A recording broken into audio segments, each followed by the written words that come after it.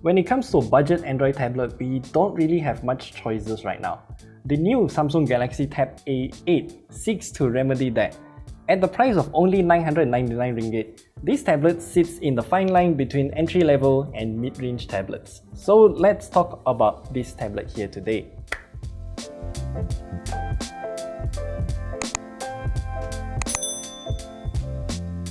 For this tablet, I want to manage your expectations first, so we'll start off by highlighting the specs. So this tablet comes with a fairly interesting set of specs. It's using the Unisoc Tiger T618 chipset with 3 gigs of RAM. Now, the overall performance coming out of this tablet here is what I'll consider to be decent enough for social media scrolling, some web browsing, checking emails, or just YouTubing or Netflix machine in general. You can still play some games, and I did try to install Genshin Impact on this tablet here, but it immediately took up all of the space of that 32 gigs of storage, and the game ran like a slideshow and sometimes also just outright crash. So yeah, do manage your expectations when it comes to performance. And of course, that 3 gigs of RAM also means that multitasking is near impossible. I played music on Spotify while scrolling through Facebook. That still works, but if I want to open some links on Google Chrome for example, then apps will start to disappear. This tablet is also good enough for online classes and reading ebooks because the Samsung Galaxy Tab A8 comes with a 10.5-inch screen with a resolution of 1920 by 1200.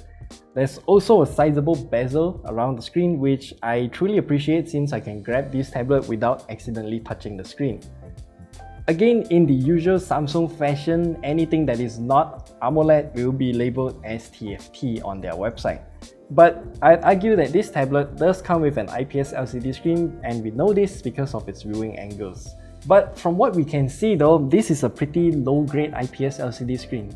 And just looking with it with our own eyes, we can tell that the white point and the colors of this screen here is just not that good. But still though, I can still enjoy some shows on Netflix thanks to the Full HD screen and this tablet's White Wine L1 support. One of the main reasons why I enjoy the experience of this tablet here to watch videos is because of the quad speaker setup. We have a total of 4 of them, 2 on each side, and it's not exactly that bassy, but overall listening experience is something that I'll consider to be decent.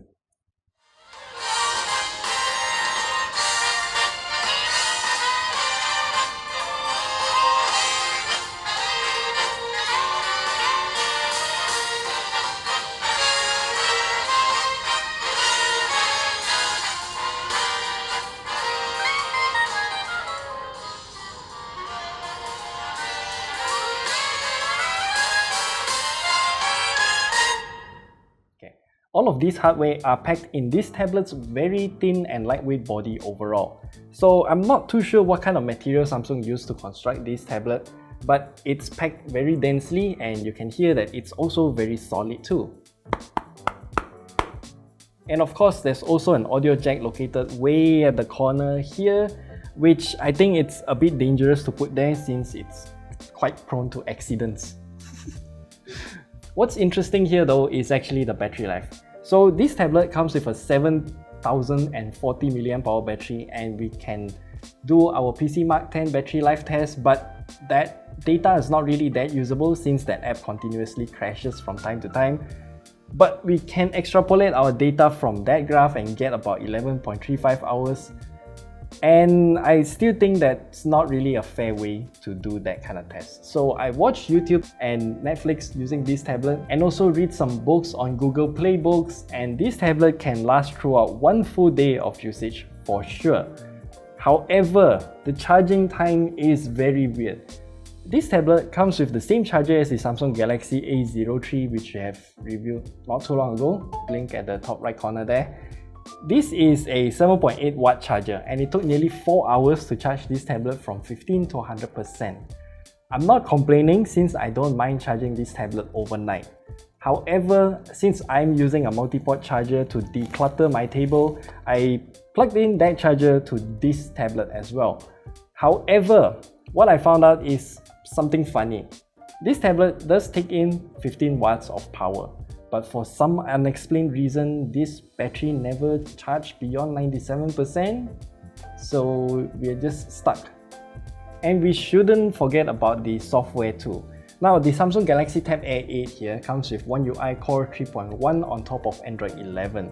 It has some stripped features here and there, but overall, my favorite features are still here. For example, Edge Panel, which I have been accustomed to take screenshots and whatnot. So yeah, those essential features are still here. And so I want to ask, who should actually buy the Samsung Galaxy Tab A8? I think the most suitable user is for those who just want to read emails, browse social media, do some YouTube or Netflix, something along those lines. Getting this tablet for kids to attend online classes is also a very good choice. At the price of 999 ringgit, I think this tablet is actually fairly priced. But you just gotta manage your expectations that tablets and phones pricings are just vastly different. So yeah, that's all we have to share with you about the Samsung Galaxy Tab A8. If you have any questions, do leave them down in the comment section below. And we'll see you guys in the next video.